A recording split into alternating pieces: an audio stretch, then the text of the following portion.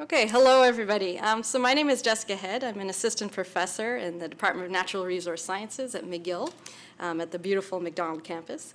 And my lab studies ecotoxicology, so that's the effects of environmental contaminants on the ecosystem. In our case, we particularly study wildlife.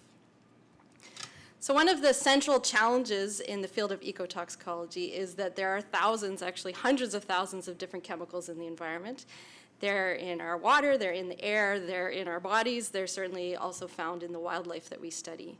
And on top of this, to add to this complexity, there are lots of different species that we're concerned in protecting. And so the challenge becomes trying to figure out which combinations of chemicals and species that we should be most concerned about. We study this from the perspective of molecular biology. We do some work in the lab trying to develop biomarkers that we can then use in the field to assess risk of these chemicals to wild organisms. And we're particularly interested in early life stages. So in the case of fish and birds, this is in the egg during development. There's a few reasons why we're interested in these early life stages. So for one, a lot of the chemicals that we're most concerned about are lipophilic. They like fats, and so they're found at very high concentrations in eggs of fish and birds. Another reason is that development is a very sensitive life stage to environmental contaminants.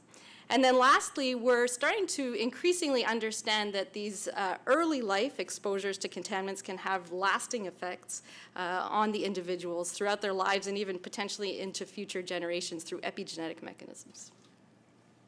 So we're particularly interested in this last point, and a few different projects in my lab involve studying the early life environment of herring gulls, for example, to these environmental contaminants, and how that experience of developing in this context of lots of different chemicals then affects their health later in life, but also how they react then to re-exposure to the same or potentially different chemicals as adults.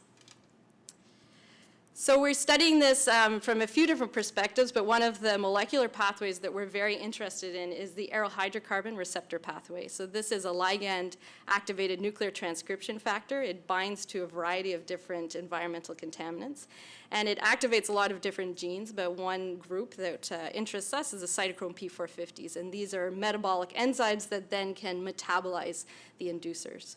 So some of the projects in my lab relate to trying to understand how epigenetic mechanisms like DNA methylation then regulate this pathway and can potentially affect the individual's response to the same contaminants when they're re-exposed later in life. So I hope that gives you a little bit of a flavor of what we do in our lab, and if you have further questions, you can consult our website, which is shown on this slide. Thank you very much.